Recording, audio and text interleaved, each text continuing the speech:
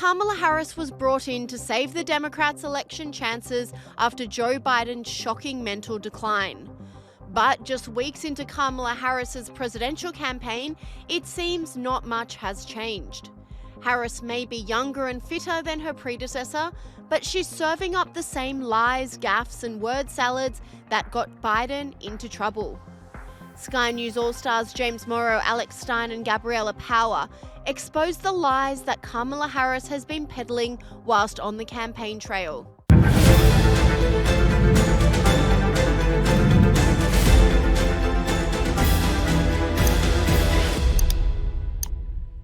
Kamala Harris is determined to become president, but with more attention comes more scrutiny, and the VP has shot some own goals this week, reveals Sky News All-Star Brad Palumbo. Welcome back. Well, after avoiding the media for almost 6 weeks, Kamala Harris finally gave an interview, of course not without her support pet, Tim Walz. And the interview was so bad, even the liberal US media over at CNN fact-checked her.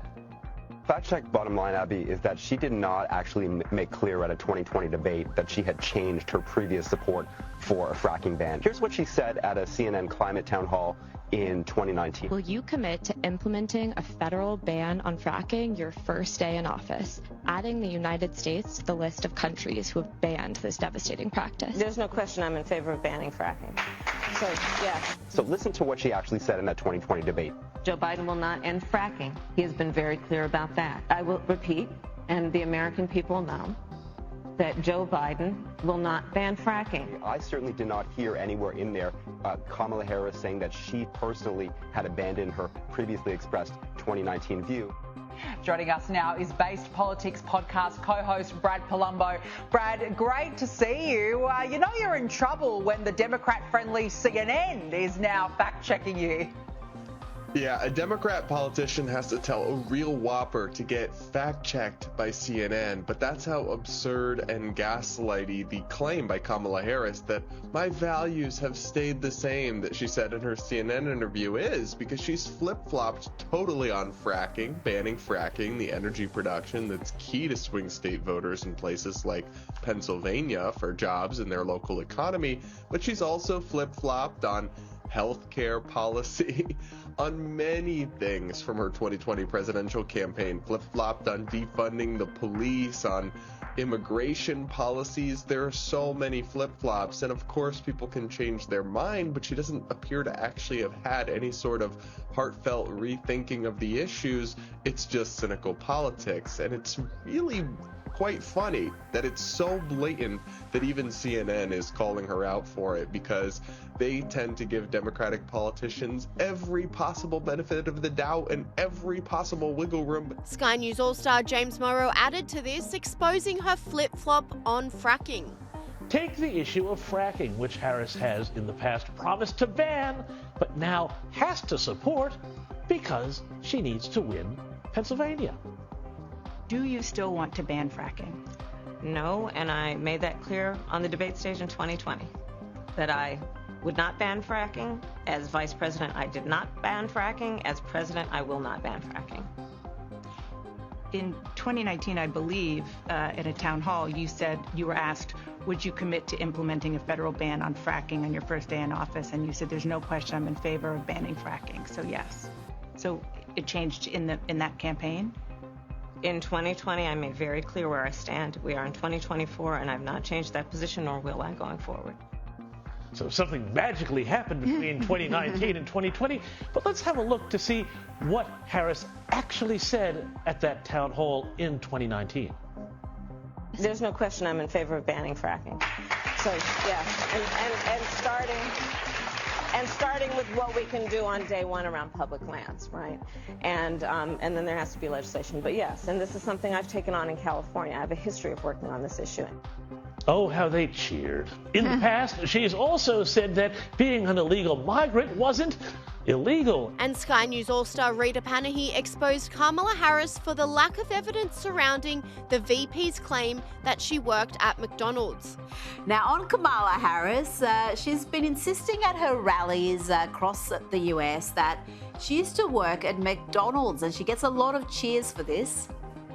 Think about it. 2 middle-class kids One, a daughter of Oakland, California, who was raised by a working mother. I had a summer job at McDonald's. Donald Trump is questioning this part of her story, Kinsey. Surely she wouldn't be fibbing about having a job at Macca's. Tell me, there's some sort of a proof, someone she worked with back then, or is this just a creation to rebrand Kamala? Well, that's what Trump is saying. And Trump loves McDonald's. During one of his trials, he famously ordered $500 worth of McDonald's for his staff. There are pictures of him eating it on Air Force One. McDonald's is his go-to. So this was truly offensive to poor Donald Trump.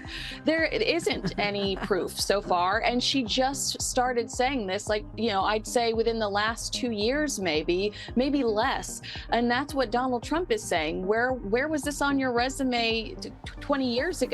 Because there is no hard proof that she ever worked at McDonald's.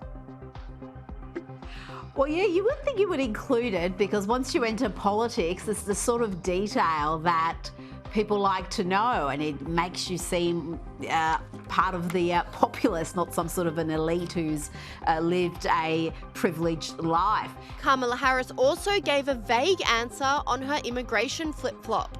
She's also said that being an illegal migrant wasn't illegal, and this led to yet another non-answer.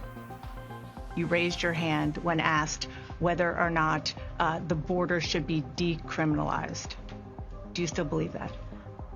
I believe there should be consequence. We have laws that have to be followed and enforced that address and deal with people who cross our border illegally. And Sky News All-Star James Morrow then called out the Vice President for her failure to curb inflation during the Biden administration. And then there was this question, a follow-up question no less, about the economy and what Harris would do on day one of a Harris administration. You have been vice president for 3.5 years. Yeah. The steps that you're talking about now, why haven't you done them already? Well, first of all, we had to recover as an economy, and we have done that. I'm very proud of the work that we have done that has brought inflation down to less than 3%.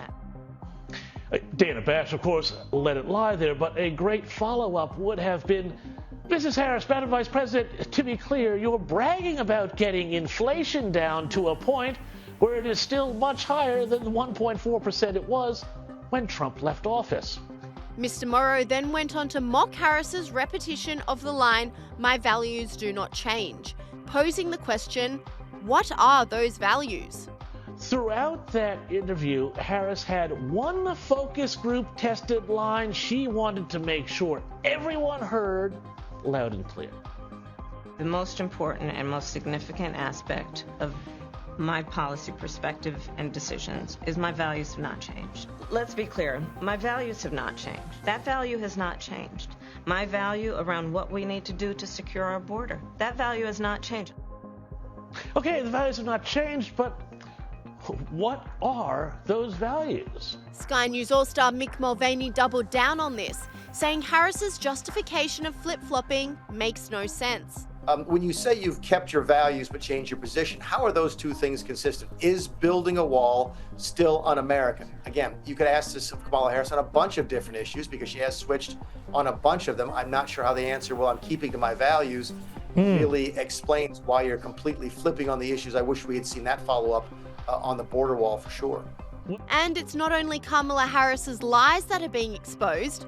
Her VP pick, Tim Walz, is also under the spotlight, reveals Sky News All-Star Alex Stein. That's about as damning as it gets. Stolen valor and a habitual liar. And we do know he's lied about a number of things, some of them bizarre. We've had lies about his family's IVF journey to even the spices he uses for his taco recipe. Remember, he doesn't use any spice, he only uses pepper, and then we found out he'd won all these awards for his spicy tacos. It kind of lends weight to what those men were saying, that he lies even when there's no reason to lie. Yeah, Tim Walz is so full of it, his eyes are brown. And, I know that's a cliche, but that's the truth when it comes to Tim Walz. And, not only is his stolen valor so bad, though, this week, Kamala Harris got caught lying about her career working at McDonald's. So she has McDonald's stolen valor. I mean, both of these, the vice president and the president that are running right now, both have a PhD in BS, Rita. But this issue of stolen valor in particular, I mean, it's one thing to lie about your taco recipes and your wife's IVF journey and your record as governor, but stolen valor, that crosses a line for people where they say even a politician should not be fibbing about that. How much of an impact is that going to have? Because that is something that I think is just seen as really low and beneath contempt almost. Yeah, it's disgusting. It's actually a federal crime. But what was really sad in that interview is the one time that he got pressed, he tried to say that he had never said that he carried weapons of war in Afghanistan. And then later it came out on Twitter, there's a clip of him saying that he carried weapons of war in Afghanistan. So the guy's a liar, and it's sad that so many of our soldiers have had to die, and yet he is stealing their valor, people that laid their life on the line. And, I think the definition of valor is having courage in a tough situation, especially in battle. And he's never faced any battle. As a matter of fact, when he got pressed about that question about the 6 hostages that died, he knew that he couldn't answer it because he has a very mainly pro-Palestinian following in Minnesota. So he's a coward. He doesn't speak from his heart, and he has zero integrity. And that's possible. And all of Kamala Harris's lies and flip-flops are reflecting badly in the polls, with Sky News All-Star Gabriella Power saying the honeymoon is over. Well, it was only a matter of time until the honeymoon period with Kamala Harris would come to an end. And with just over 2 months to go until Americans cast their vote, it looks like that day has come. Looking at the latest polling that is out today, Donald Trump is either even or well ahead of Kamala Harris in 7 crucial battleground states. According to a Trafalgar Group survey, Donald Trump leads Kamala Harris 47 to 45% in Pennsylvania, and he's ahead 47 to 46% in Wisconsin. Now, a separate survey by Insider Advantage shows that Donald Trump is leading Kamala Harris by 1 point in Arizona, Nevada, and North Carolina. Now, we know that both campaigns are targeting the independent and undecided voters in key states, and anything can happen between now and November 5.